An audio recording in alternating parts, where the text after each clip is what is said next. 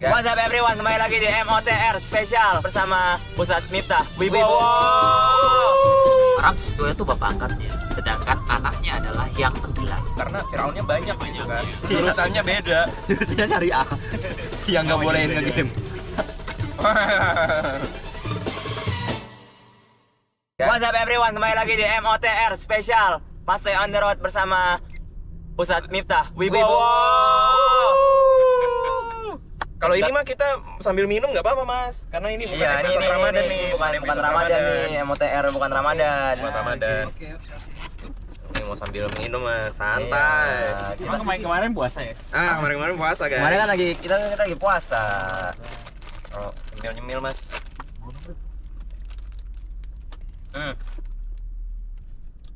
Kita Mau.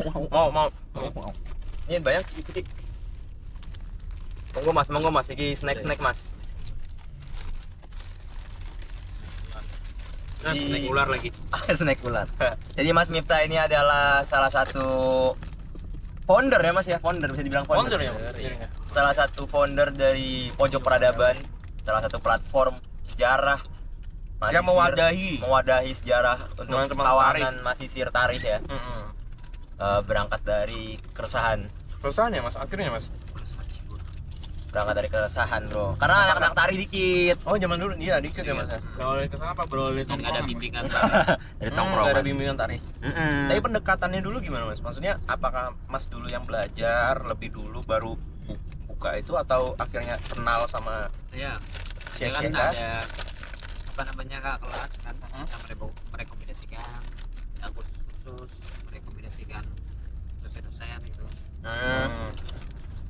Terus karena ya kak kelas juga sedikit kan, paling berapa? 2 apa 3, dan mereka tentunya punya kesibukan masing-masing kan. Iya. Daripada kita apa istilahnya repotin, apalagi beliau udah nikah kan, waktu itu kita masih apa Jadi mending bujang, mending kita gerak sendiri. independen gitu. Tentunya dengan bimbingan mereka kan. Tapi nggak apa-apa nih saya tanya, mas aslinya datang tahun berapa? Nggak apa-apa saya nanya. Boleh. Tadi gue udah nanya. Ayo, tahun berapa mas?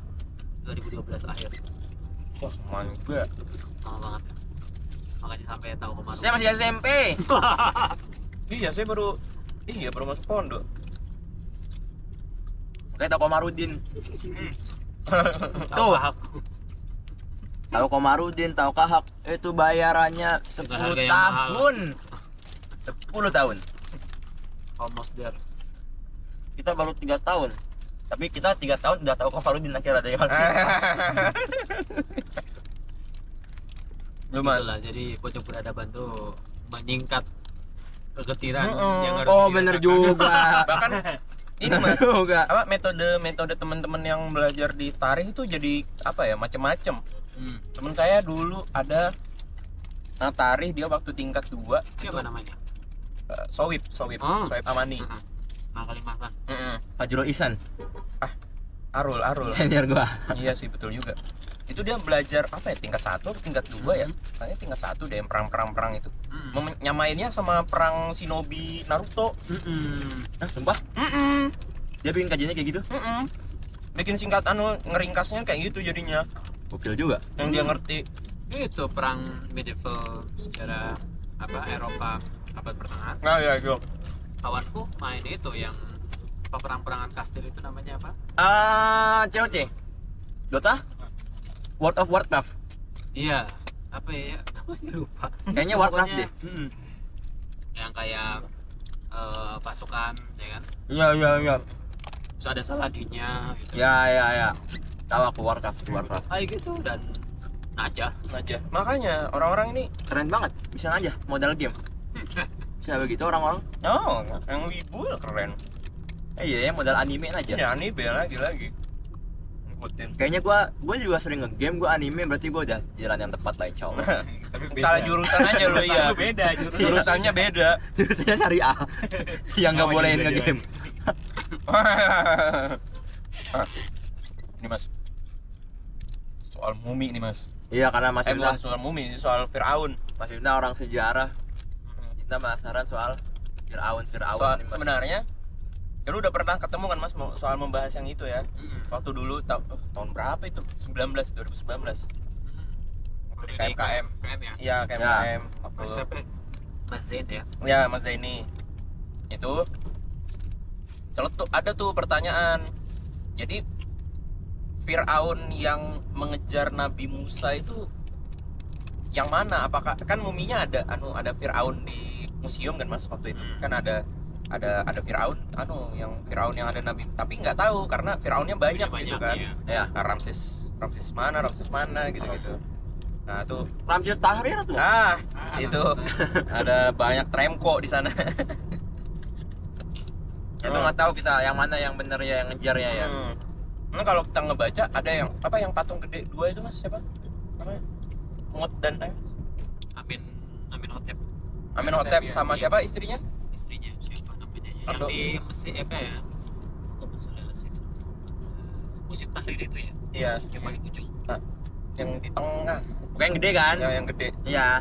Atau yang di sana di Ustad. Aswan. Aswan. Bukan di Abu Simbel. Bukan itu. Bukan. Yang di museum. Apa lagi ya? Amenhotep sama siapa ya? Siapa emang itu?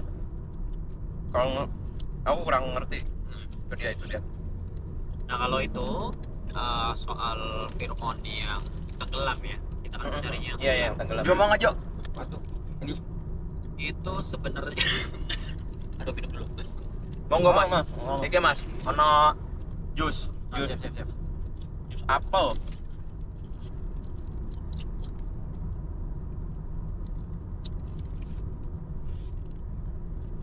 Itu sebenarnya gini, dalam kajian sejarah kita perlu membedakan dulu sebelum membahas itu. Ada yang namanya teori, ya kan? Oke. Narasi sejarah itu pada dasarnya sama seperti fatwa, hasil daripada istinbat ahkam, yang ada hukumnya gitu. Ya, jadi kayak orang mencari bukti-bukti, ya dari bukti-bukti ini kita jadikan sebuah puzzle lalu dinarasikan, itu namanya narasi sejarah. Nah permasalahannya adalah dalam narasi sejarah itu namanya teori, ya. Oke. Tapi teori pun ada standarnya yang empiris sesuai dengan bukti gitu. Nah rupanya dalam kasus siapa Fir'aun itu. tenggelam itu ada Buktinya kurang. ada bukti-buktinya, cuma dia ada beberapa figur yang diyakini ya menjadi Fir'aun yang tenggelam gitu. 3 figur itu 3 justru. 3. Makanya orang-orang bingung bedainnya gitu. Iya, tapi ada yang kuat dan didukung rata-rata. Iya. Kita mulai dari Fir'aun yang pertama. Ada namanya Fir'aun Amenhotep IV. Amenhotep 4. Amenhotep IV itu kalau peninggalannya itu ada di Luxor. Ada di Luxor, Kui Luxor sendiri. Terus ada namanya Colossimemnon. Kalau yang pernah ke Luxor, itu Colossimemnon itu kayak di film The Lord of the Ring. Itu ketika masuk ke sungai terus ada patung kanan kiri Nggak nonton lagi lagi. duduk gini. Ya. Nah itu Colossimemnon kayak gitu. Itu pintu gerbang menuju kuil. Kuilnya Amenhotep IV itu Fir'aun dari dinasti ke-18 yang sangat adidaya. Bahkan lebih adidaya kalau dibandingkan dari Ramses II yang kita kenal sebagai wilayah kuasanya sangat luas sekali. Tapi justru yang lebih besar itu Amenhotep ini. Nah, terus juga buktinya apa?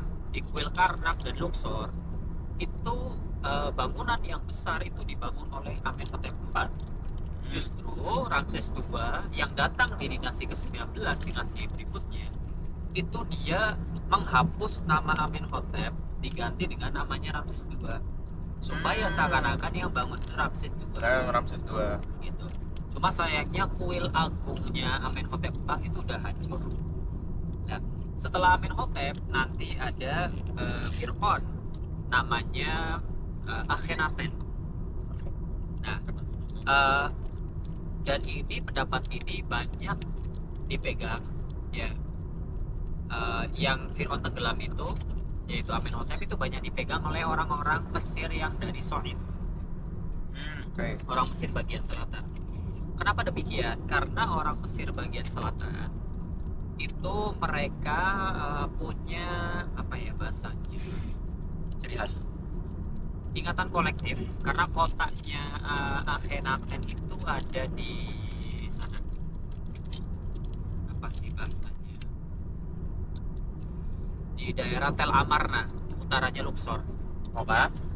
Jadi gini, kenapa itu menjadi alasan orang memilih Akhenaten Akhenaten. 4? Karena setelah zamannya Akhenaten 4, Akhenaten 4 itu menyembah banyak Tuhan, ya, politeisme istilahnya kan dalam akidah.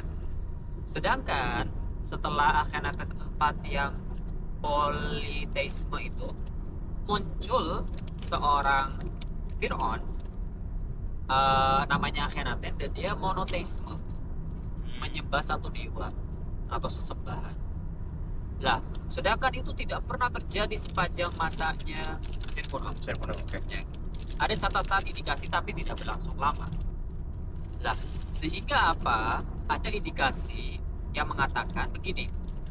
Apa yang membuat Akhenaten tiba-tiba merubah yang tadinya politeisme Jadi menuju monoteisme? Apakah orang-orang atau Akhenaten melihat sebuah kejadian yang ajaib yang membuat orang-orang akhirnya berpindah agama dalam waktu yang cepat, Singkat ya. signifikan gitu. Lah, itu menjadi pertanyaan. Sehingga apa? Bahkan Akhenaten itu memindahkan ibu kotanya yang tadinya di Luxor atau Uxor, itu Thebes nama kunonya, Ya. itu ke wilayah yang dikenal sebagai Tel Amarna. Itu dekat sama Sohar. Tel Amar. Tel Amarna itu kotanya gede banget, Cak. Kalau antum lihat di Google Map, itu jejak tata kotanya masih ada, tapi udah hancur semua. Itu Tel Amarna. Dan kota itu didirikan hanya untuk monoteisme, menyembah satu Tuhan. Nah, dari sinilah orang berpendapat, berteori bahwasanya mungkin yang tenggelam adalah Amenhotep 4. Karena setelah Amenhotep keempat, Fir'aunnya itu yang tadinya monoteisme menuju politeisme, menyembah satu Tuhan. Nah, balik dari politeisme jadi Dari politeisme menuju Jadi ke monoteisme. monoteisme. Setelah Amenhotep 4 Setelah tenggelam. Amenhotep ya meninggal, gitu. Bahasanya begitu. ya, ya, ya. Ya, Hubungannya teori yang dengan pertama. Akhenaten? Lah, dia tidak ada hubungan secara langsung. Ya. Tapi gini, dinasti Mesir kuno, walaupun dia disebut satu dinasti, tapi dia bisa jadi dari sisi keluarga yang berbeda. Oh, alah. Gitu. Saya kira Cuma dia ya- anak atau cucu atau Enggak. siapa gitu. Bukan Akhenaten. Nanti baru ini yang anaknya Akhenaten sendiri, baru namanya siapa? Tutankhamun. Tutankhamun, Ya, Tutankhamun. Raja emas itu Ya. yang terkenal. Nah, kembali lagi, itu teori yang pertama. Nah, teori yang kedua adalah yang tenggelam itu adalah Ramses II. Ya. Dengan pertimbangan bahwasanya ayah angkatnya Nabi Musa, ya, ketika menyelamatkan Nabi Musa kecil dan pengen membunuh yang di Quran itu kan, terus kemudian ditolak sama istrinya karena istrinya belum punya anak, dan ya mungkin ini akan jadi anak kita gitulah, atau berguna buat kita. Akhirnya hatinya luluh, ya kan, justru Allah memasukkan musuh ke dalam Ya. umat yang paling itulah ya. Jadi yang disebut ayah angkatnya adalah Seti I. Iya, namanya Seti I. Seti I itu bapaknya Ramses II.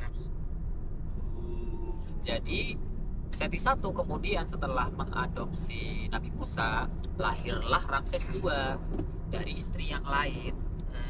Karena kan ada istilah, kalau kamu pengen punya anak maka kamu harus suka sama anak kecil, Ya, ya, ya. gitu. Anu lah, apa nih? Supaya hormon Pancingan. ya, hormon Ya, ya, ya, keibuannya ya, tuh ya. tumbuh gitulah.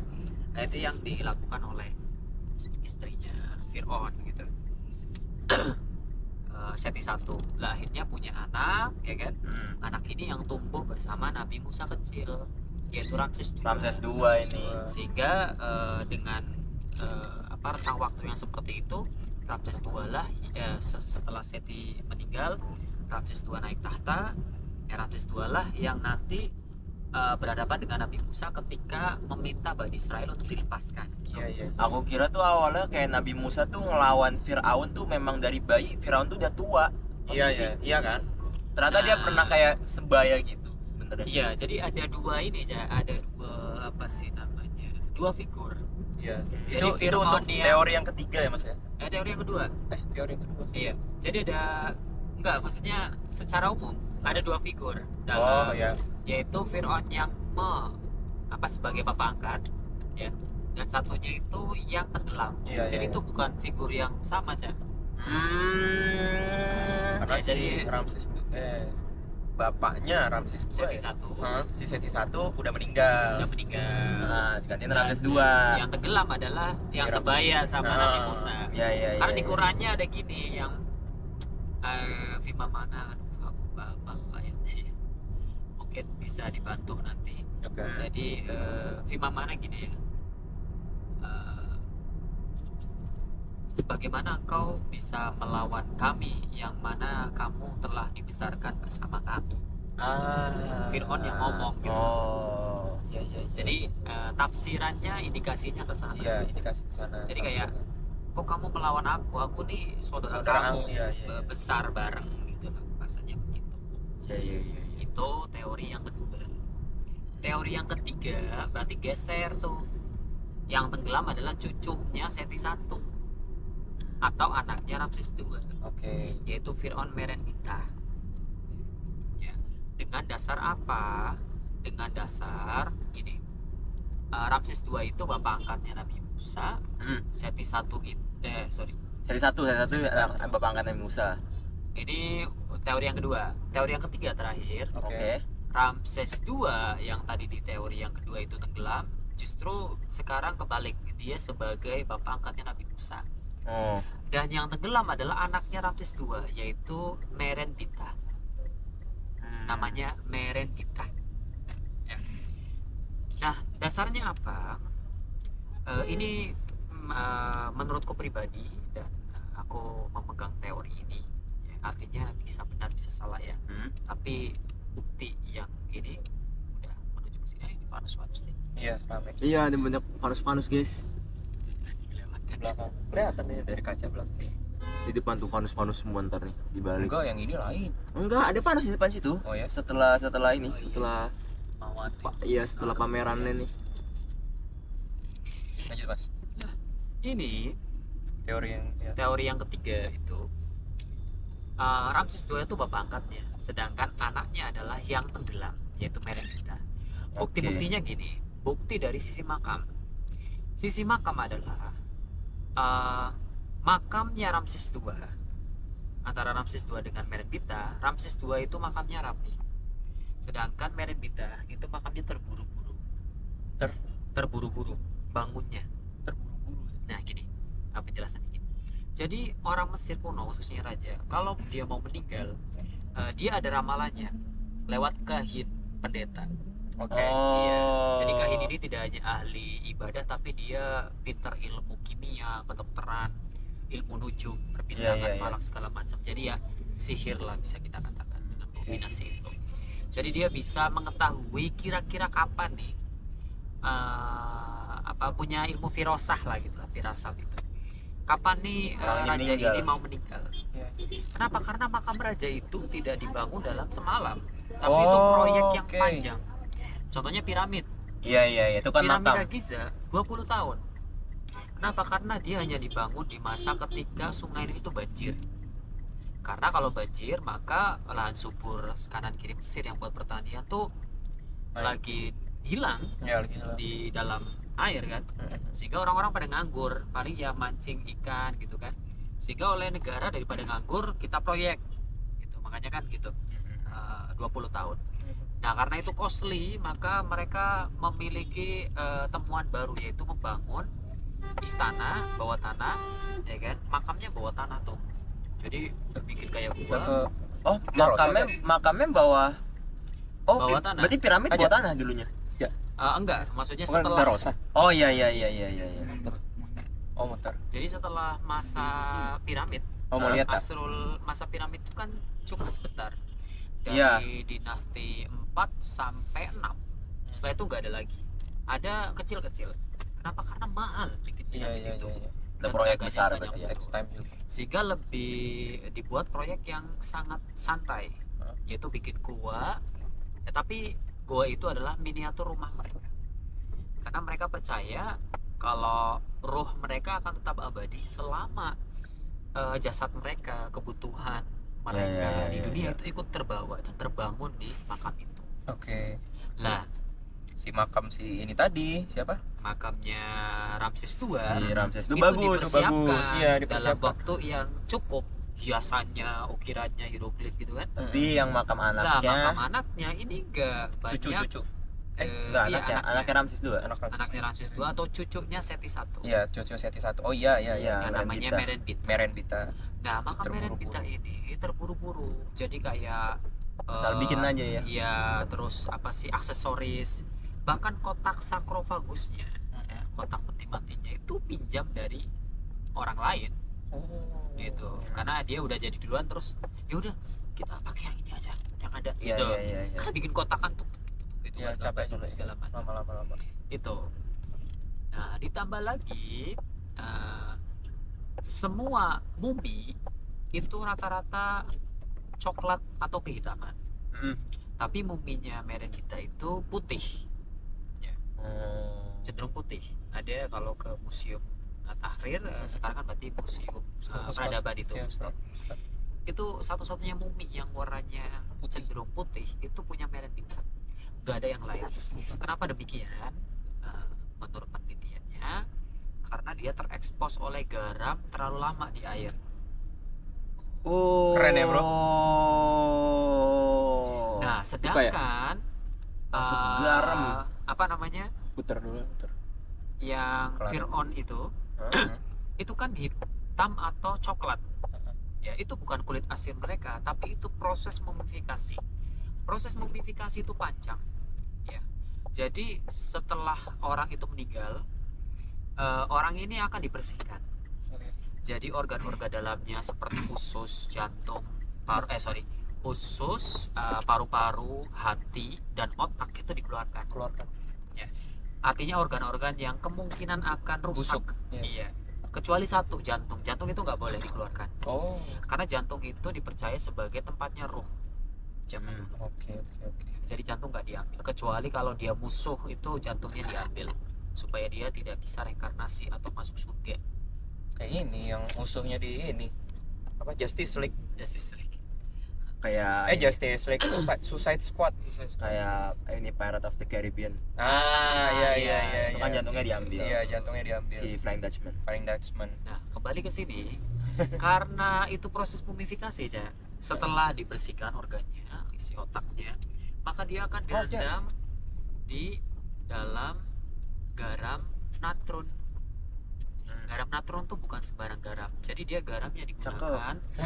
Garam bukan sembarang garam. Pantun ternyata, cakep. Cakep. Iya. Nah, garam ini digunakan apa? Untuk mengurangi kelembaban kulit manusia. Oke. Jadi mayatnya itu ditutup garam Iya. selama berapa? 40 hari saja. Nah, selama 40 hari itu maka kulit akan keriput karena kandungan airnya udah nggak ada. Tapi itu akan membuat jasadnya awet. Oke. Tapi konsekuensinya adalah walaupun jasadnya awet, kulitnya berubah jadi coklat sampai hitam-hitam. Hitam-hitaman itu ya, mumifikasinya itu berarti. Mumifikasinya. Lah, ini jasadnya Si Merenbita Merenbita. itu sudah diproses seperti itu tapi nggak hitam. Karena garam Karena laut itu ya. garam laut beberapa Kemungkinan hari. ya. Kemungkinan, nah, itu. Kemungkinan garam lautnya udah iya Udah sih. tetap fix Merenbita kalau gua. Lebih dari tadi teori-teori tadi ini yang paling masuk akal. Ini masuk akal ya. Nah, sebenarnya ada alasan-alasan lain, cuma aku tidak menyampaikan panjang yang tadi 1 dan 2 itu. Gila, gokil banget. Itu 3. Tapi dosenku dosenku pun terpecah jadi 2. Dr. Ahmad Syarif itu mempercayai teori yang ketiga, sedangkan Dr. Ahmad Rifat ya itu itu mempercayai teori yang pertama. Oh, malah yang pertama ya. Yang Kira yang kedua. Iya. Ada juga dosen lain yang kedua. Jadi begitu. Ya perbedaan pendapat, Bro. Perbedaan pendapat. Itu seru ya bro ya. Terus kalau perbedaan hukum kayaknya anak syariah udah biasa gitu, maksudnya kayak Iya, hukum iya. ini. Sejarah loh, ada Perbedaan cocokologi. teori. Iya, teori Iya. cocokologi sejarah ini. Ya, artinya kan itu masa yang lampau sekali kan, dan itu hal yang biasa. Contohnya kayak gini, sampai detik ini banyak para cendekiawan yang tidak religius ya, atau yang ateis menganggap bahwasanya kejadian Exodus, Nabi Musa nyebrang laut itu, terbelah itu hurafat, mitos.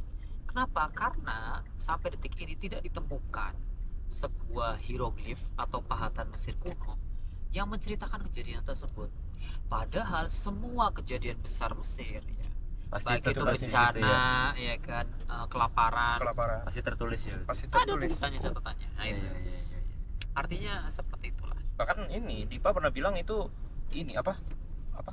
Pasang Jadi surut, pasang naik. pasang naik, iya, pasang surut ini mas. Ada orang-orang Islam yang apa? Betul, logika ijazul banget. ilmi ya. Iya. Iya, itu katanya itu tuh bukan mujizat, itu emang lagi pasang surut, pasang naik. Jadi akhirnya bener-bener Nah, gitu sebenarnya, Ini bukan kebelah, nah, secara lateral ini kebelah. yang cukup menurutku sangat apa ya, tipis batasnya Oke. antara kita mempercayai apa, kemajuan teknologi, Iya, ilmiah, science, dengan apa ya, kita tidak menerima mujizat.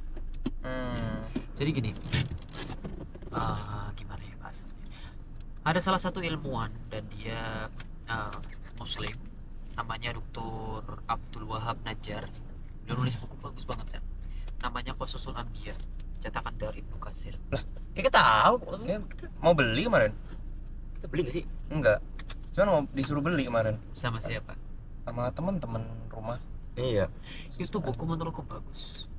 Kenapa? Karena selain dari kontennya, beliau itu nulis buku, tapi catatan kakinya banyak karena di situ diskusi antara penulis dengan lajnah ulama dari Ibnu Katsir.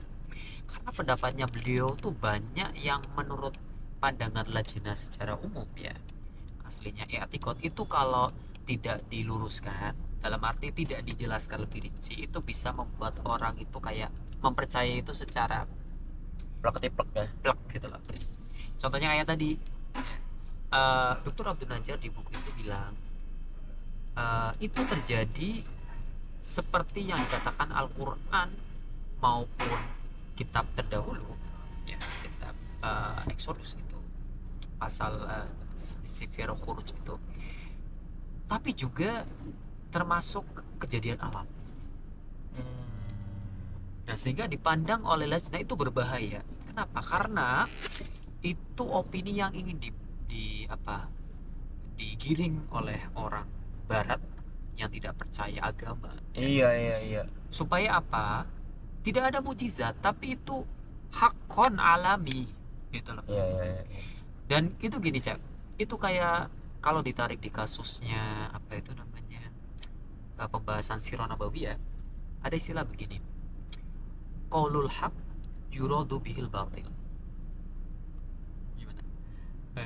Perkataan secara apa tertulis ya, itu qaulul haq, tapi yuradu bihil batil. Ada racun di situ yang kalau orang baca tidak dita'amul, tidak dipikirkan, tidak didiskusikan. Contohnya gini, zaman penjajahan Inggris atas Mesir, itu banyak muncul madrasah-madrasah, sekolah-sekolah yang didirikan oleh mereka ya, untuk membuat pola pikir baru, khususnya bahwasanya Nabi Muhammad, karena kita nggak bisa menjelekkan Rasul kan secara sorih terang-terangan. Akhirnya apa? Dibikin supaya Rasul diakui sebagai profil abqari ya. Oh gitu. Jadi kecerdasannya Rasul ya, sedangkan kata abqari dalam tradisi Arab itu nggak boleh disematkan sama Rasul. Oke. Dalam arti nggak ada yang namanya abqariyatul Rasul, tapi kalau abqariyatul Abu Bakar, Umar, Ali itu bisa ya. Kenapa? Karena dengan kita mengimani abqariyatul Rasul ya, secara umum dilihat itu kayak apa bahasanya ya? So the same. Ah, So the same. Rasul itu cerdas Tisa. dari profilnya gitu loh. Jadi dia menjadi nabi, Oh. ya, menjadi orang yang bisa menuntun banyak orang. Karena apa? Karena dia itu tumbuh dari pengalaman hidup dia. Tidak ada kaitannya dengan wahyu ilahi. Iya. Hak itu. Sehingga muncul kitab-kitab seperti Hayatul Muhammad, Husain, siapa namanya? Husain siapa dulu? Nggak tahu lagi, Mas. Tapi itu caranya kayak gitu berarti ya buat Iya. melencengkan Jadi kayak, segala macam itu gitu. bahasanya tuh memuji Rasul, Iya. tapi dari sisi manusia gitu loh. Iya, Gak iya, ada iya. kaitannya sama Tuhan gitu loh. Bahwasanya Rasul itu ya manusia gitu. Cuma seperti manusia-manusia yang lain yang cerdas gitu, bahasanya begitu. Nah itu artinya perlu catatan itu. Dan buku-buku yang seperti itu banyak. Dan itu dikonsumsi di Indonesia. Seperti Hayatul Muhammad, Husain Haikal, ya kan? Kemudian apa namanya punya siapa tahu Husain, ya kan? Apa Hawamish ala Sirah gitu. Dan lain sebagainya. Ala itulah. Nah, sehingga muncul di masa setelahnya muncul buku-buku yang apa istilahnya menjadi bantahan atas dia. Contohnya buku Fiqhus Sirah punyanya Syekh Said Ramadan Al-Buti. Ya, itu Sirah, tapi kalau kita baca kita akan mengetahui yang namanya usuliyahnya. Jadi kayak af'al Rasul itu menjadi salah satu menjadi apa bahasanya istinbat hukum. Iya. Nah gitu. Nah buku ini hadir untuk menekankan lagi bahwasanya semua af'alnya Rasul itu ada wahyunya, wahyun yuha.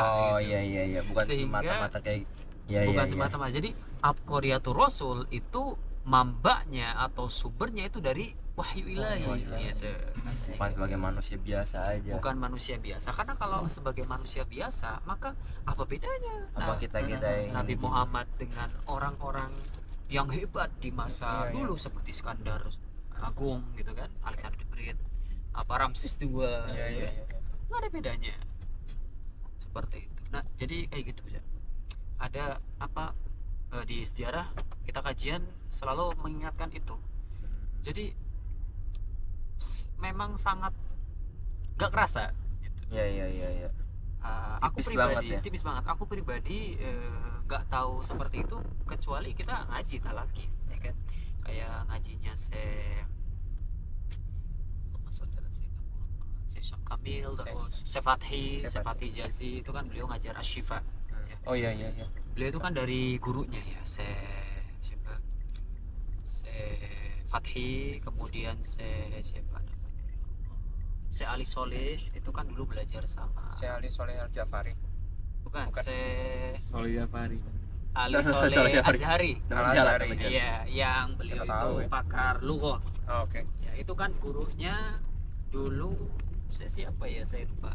Jadi beliau pernah bilang begini, man aroda syifa fa'alaihi bisyifa. Oh iya. Barang siapa yang menginginkan kesembuhan, ya kesembuhan ini maknanya dua, lahir dan batin. Fa'alaihi qira'ah kitab Asy-Syifa fi Huquqil Mustafa. Iya, betul. Syifa fi Huquqil Mustafa. Dan diperjelas lagi oleh Syekh Fathi itu jadi gini, Rasul itu sirohnya itu ada dua, lahir dan batin. Kalau kamu pengen mengenal Rasul dari lahirnya, maka baca apa Syama'il Muhammadiyah, Syama'il Muhammadiyah. karena itu syama'ilnya Rasul, ya kan? Dari ujung rambut sampai kaki semuanya detail ada, ya makanan kesukaan Rasul segala macam, kebiasaannya dari bangun sampai tidur lagi, dari awal nubuah sampai beliau wafat itu semuanya ada. Itu lahir. Kalau batin itu Asy-Syifa, karena dia membahas sisi batinnya, ruhaninya Rasul, ya kan? Kayak Rasul itu sebelum beliau menjadi Rasul itu nur Muhammadnya itu mengalir di siapa? Apakah beliau mengalir ke orang-orang yang tidak beragama? Ya, yang dikatakan semisal bapaknya Rasul, ya kan? Nah, itu banyak penjelasan. Gak mungkin namanya Nur Muhammad itu dari Nabi Adam sampai ke kemudian dilahirkan oleh Sayyidah Aminah itu orang kafir? Enggak mungkin ya. Karena ayah ibundanya kan di Ahlul Fatrah. Iya, Dan dia masih memegang agamanya apa Ismail. Iya. Bahkan sebelum ini Isra Mi'raj pernah baca nggak kalau orang-orang Mekah yang masih memegang apa agamanya Nabi Ismail itu sholatnya 3 kali. Oh, ada sholatnya ya? Ada sholatnya 3 kali, nggak 5 kali. Nah, ini jarak itu ada di Sirah. Gitu bro, Gokil. pentingnya bro sejarah. Aduh jadi panjang banget ya. Oh, mas, ini episode tambahan Iya, dan episode kita tambahan. juga mau Kita deket ya? udah deket, kita mau makan. Makan di Oke, udah bukan ya? Oke udah buka. Udah. Nah Oke. guys, jadi sekarang kita mau melipir buat makan. Kita ada nyenek juga tadi. Jadi terima kasih sekali lagi. Ini episode spesial tambahan ya namanya. Tambahan. Sebenarnya kita nggak tahu juga nih kapan nayangnya. Tapi ya pengen nggak tahu iya, soal saya penasaran soal mumi-mumi ini. Akhirnya mumi malah ini dan soal akhirnya Mumi Nabi jadi lang- Muhammad jadi ke Sirah ya. akhirnya Sirah Nabawi ya. dan tapi intinya ada beberapa teori tadi. Iya, dan Teori ada hikmahnya cara belajar sejarah yang benar gimana. sejarah. Harus benar, Hikmah saya belajar agak sejarah salah yang tadi benar. soalnya. Tidak. lagi. Terima kasih sekali lagi untuk Ustadz Miftah Wibowo lagi teman-teman. Everybody. Semoga bermanfaat. Semoga bermanfaat juga buat tapi ini dia pasti bermanfaat buat gua dan orang-orang di sini. Betul. Thank you Mas Miftah semuanya. Sekali lagi Mas Miftah. Sama-sama. Oke, bye bye. Ketemu lagi di episode selanjutnya. Bye bye semuanya. Bye bye.